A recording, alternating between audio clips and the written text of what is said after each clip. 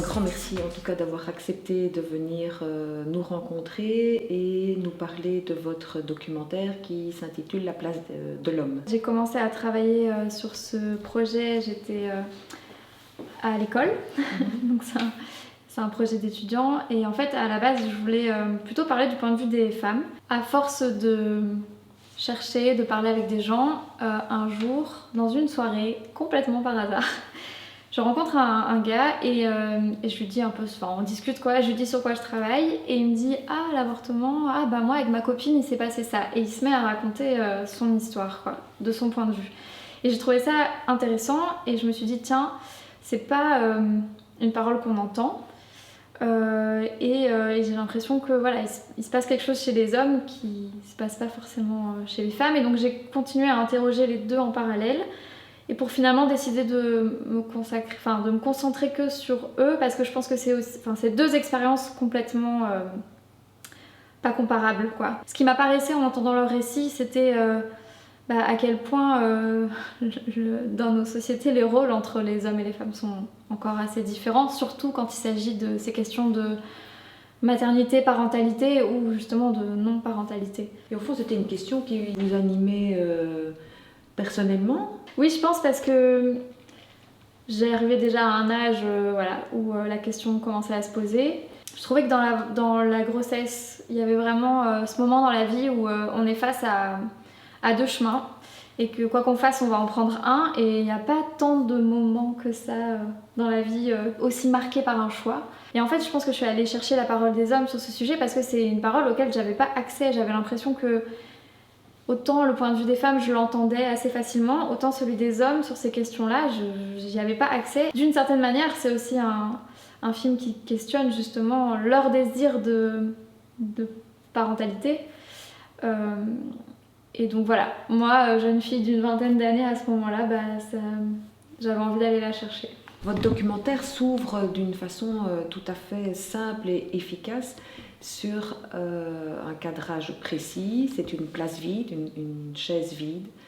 On verra par après que les hommes que vous rencontrez vont venir s'asseoir sur cette chaise pour pouvoir témoigner de leur parcours. Vous pourriez dire un peu de quelque chose de ce dispositif que vous avez pensé ? Donc le dispositif, il est extrêmement simple, hein. C'est une chaise un peu comme là, sur un fond neutre, dans un lieu indéfini. Et en fait, c'est très très simple, mais ça a été beaucoup réfléchi. Donc comment mettre en scène cette parole-là, de manière à ce qu'elle soit reçue de manière juste. Et je trouve que cette parole, quand elle est comme ça, quand on est pris dans un récit, en fait, ça crée chez le spectateur des images, ça crée du hors-champ en fait. Et donc finalement l'image du film elle est dans ce que eux nous racontent et dans ce que nous en tant que spectateurs ça nous crée comme image mentale plutôt que dans ce qu'on voit d'eux. J'en ai jamais vraiment parlé. Je dis que c'est un mauvais souvenir quand même en fait. C'est quelque chose qui enfle au fond de moi depuis 8-9 ans, 10 ans. T'en as parlé à qui ? Une amie proche. Des amis, des copains, des amis masculins, jamais. Pourquoi ? Parce que les hommes sont comme ça, j'allais dire.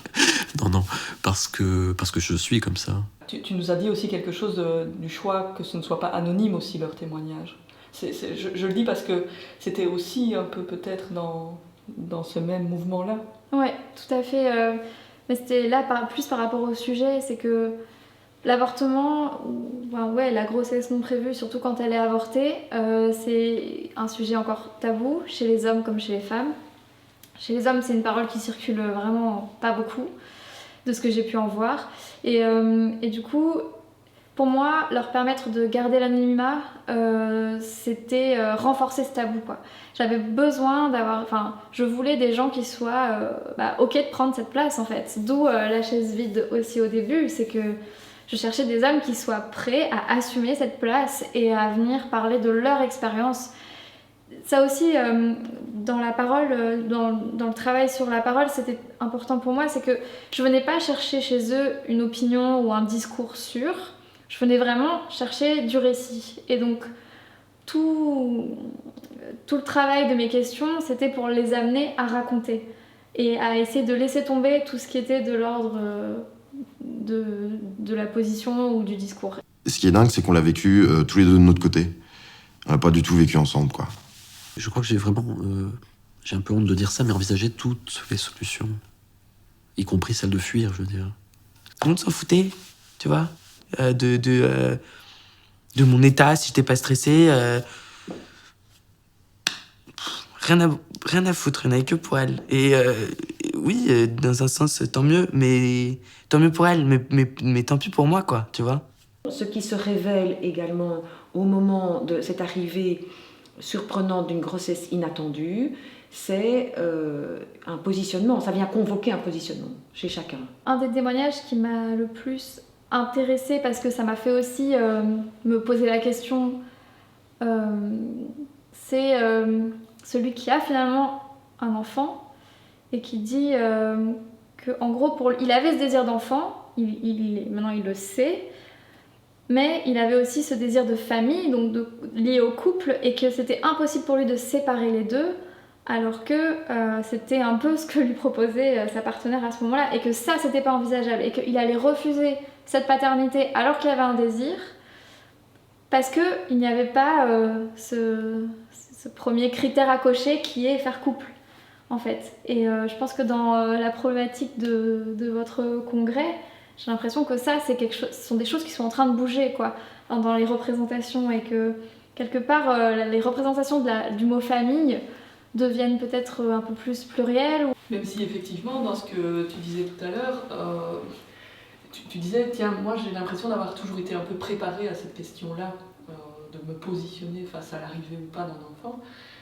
alors qu'au fond, ces hommes, ce dont ils témoignent, et là, tous, les 5, c'était la totale surprise, et que c'est parce que c'est arrivé qu'ils se sont posé la question. Comment c'est possible qu'à 24 ans, 25 ans, alors que ça fait plus ou moins 6, 7, 8 ans que tu as des relations sexuelles, que tu te sois jamais posé la question? Il y a vraiment c'est scindé chez eux, quoi.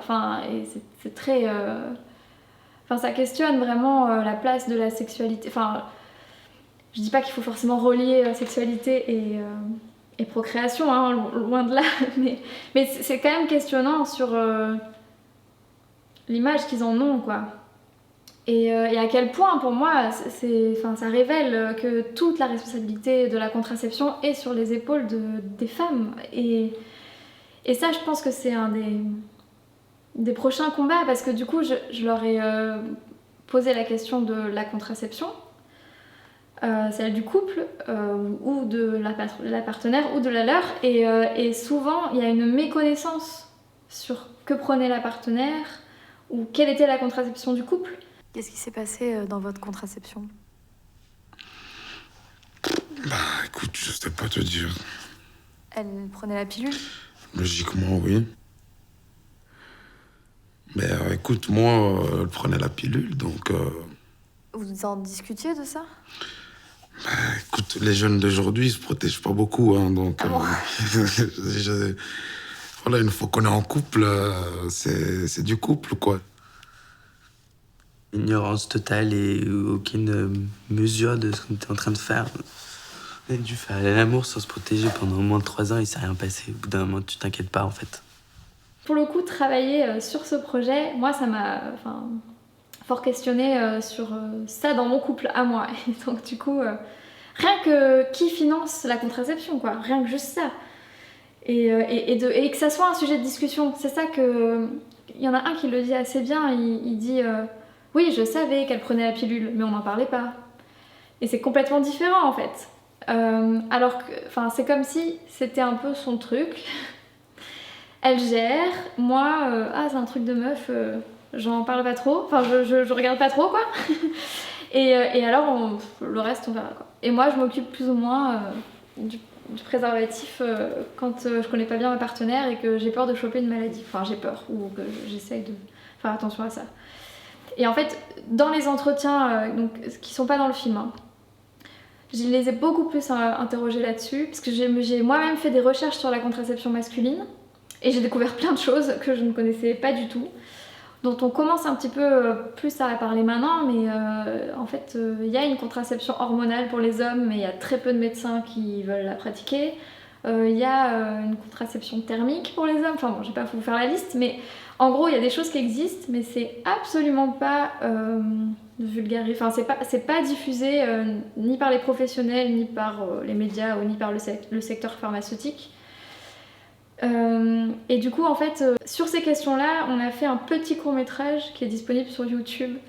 Donc c'est presque les mêmes, mais il y en a un peu plus, du coup, il n'y a pas que les 5, il y en a d'autres, où je les interroge que sur leur rapport à la contraception. Et donc on a fait un petit montage de leurs réponses, quoi.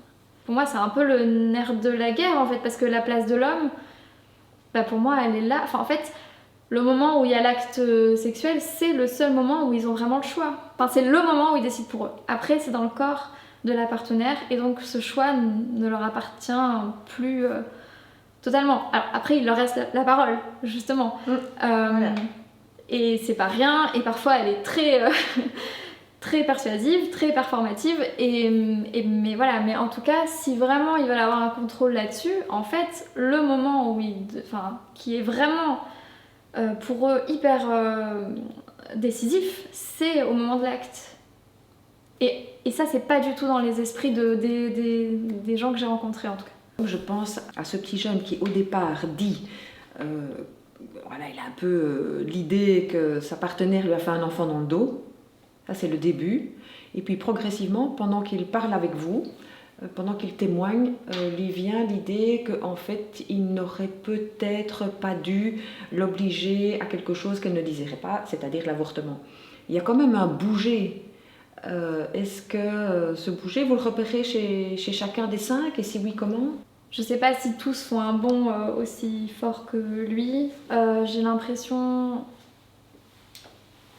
En fait, ce que j'ai bien aimé avec eux, c'est que soit ils venaient à moi sans vraiment trop savoir ce qu'ils allaient me dire, et alors ils se sont un peu laissés porter par les questions.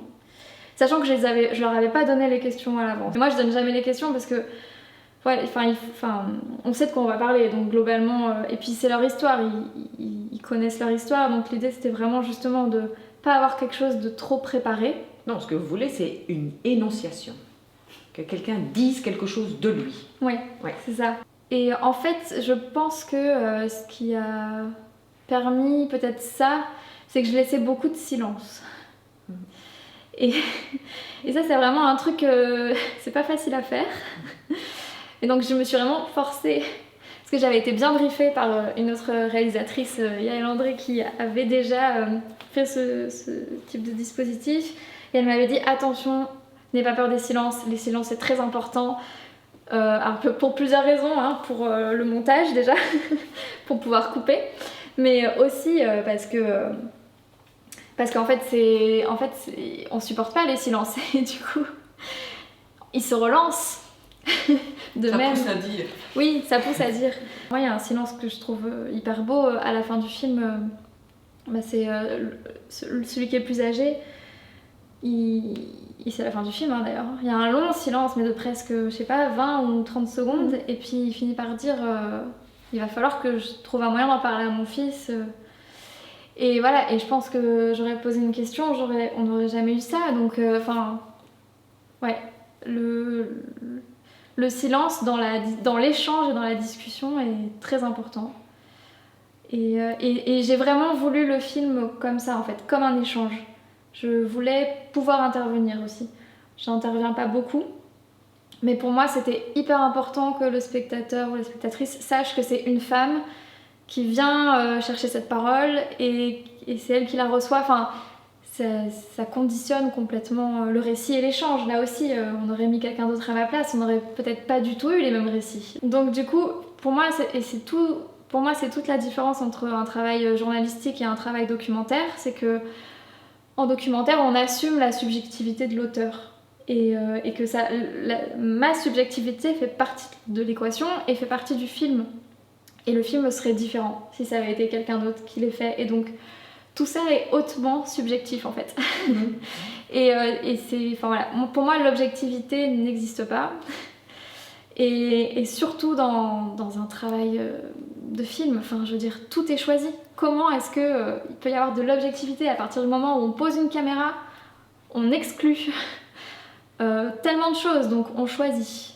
L'idée de la paternité, l'idée d'avoir un enfant, c'est clairement rentré dans le champ des possibles pour moi, alors qu'avant, ça n'existait pas. C'était très théorique.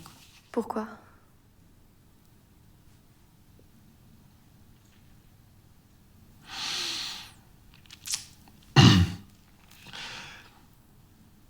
Parce que l'enfant, c'était moi.